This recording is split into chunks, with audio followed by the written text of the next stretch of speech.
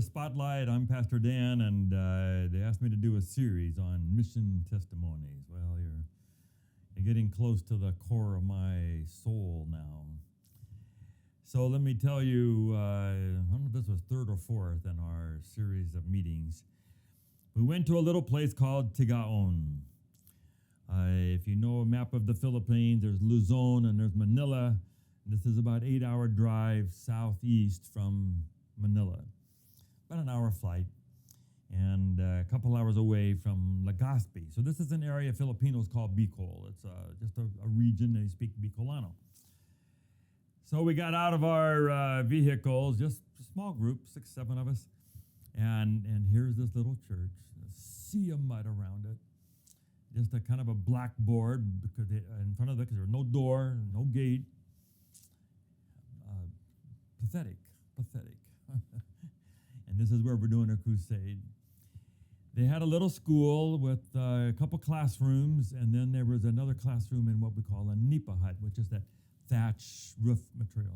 I bonked my head on it. They all remember me because I didn't duck low enough, and I hit a big beam. They begged me for a classroom. It's the first thing they said. We need one more classroom. Okay, back then $3,000-$4,000 you could build a classroom if we all build it together. So Sunday morning, here we are, we're 25 people.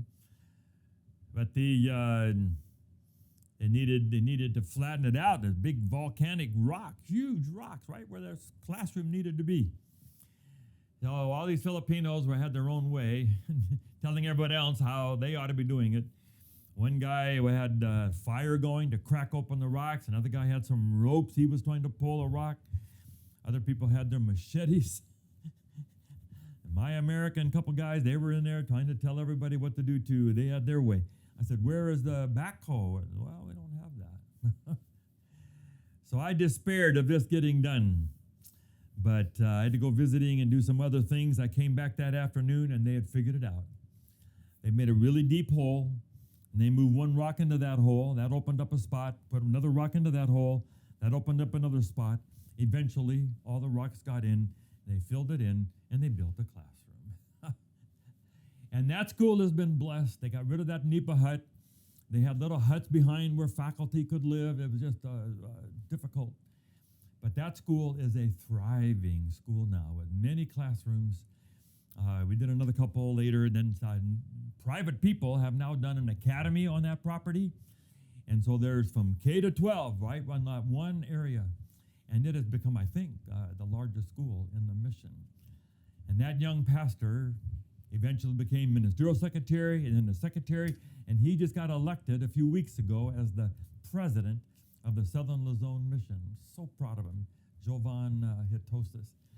And we hope to go back one of these days and do a crusade. We did a crusade for their area in the virtual crusade. We baptized most of the workers at our hotel, and we poured our hearts out, but there's a challenge. There's a challenge. They had a typhoon. When you have a typhoon and the buses don't come, nobody comes. You go from 1,000 people coming to 150 overnight because they just can't come if the buses don't bring them. No one has a car. Most of them don't have a motorcycle. We had to go out to the college, which is about an hour away, a small college called Naga View, to do a chapel that morning. And we went over there. The storm had wiped out the electrical power. It had wiped out the first generator. It had wiped out the second generator. And they said, you're going to have to preach without anything. About 500. So it's in the dark, really. It's in the gym. No power, no light, no nothing. And so we sang, and then when it came time for me to preach, someone handed me a mic. And he had hooked it up to his car. I said, only in the Philippines, and I preached. I've been back to do wicked prayer for them. So we baptized several hundred in the pool, amazing pictures. We have pictures of all that. And it's become a strong center in that mission. So I couldn't get over the fact that the pastors had no motorcycles. It's a small mission. They're right in Typhoon Alley where all the typhoons come. And it's just poor. Out of 20 pastors, 2 had ancient motorcycles that had been passed down by many pastors. And I just couldn't stand it. They stand by the side of the road waiting for the public transportation to come. And then they go to the first visit and then stand by the side of the road for another jeepney, they call it, or a tricycle. They call them these motorized tricycles, and go to the next house. Very difficult. The pastors are required to go to distribute the Sabbath school quarterlies and collect the money. Just hard. So I came back, couldn't get out of my mind. I wrote a letter to one doctor I know and just said, any chance you would consider helping these motorcycles? I raised a couple thousand from my La Sierra Filipino group, and then we got a check for $12,000 from that doctor. And they made that money stretch. Back then you could get a motorcycle for $1,000. There were 20 motorcycles. And the next time I was doing week of prayer at that high school college, I was working in my little room there, working on a message. I looked out the window, and here were red and blue, and all those motorcycles were there. The pastors had ridden for hours to all be there to thank me. We have pictures of that. So it's hard to pass that up. Those are moments to die for. I'll never forget communion and Friday night baptisms. It's a wonderful place. Anyway, this is Spotlight.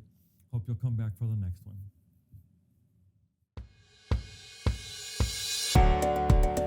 Thank you for watching Spotlight. We're so excited about this. We hope that you'll subscribe and so you'll get all of them. And please just forward it on to others and tell other people about it. And let's just see what kind of an audience we can get for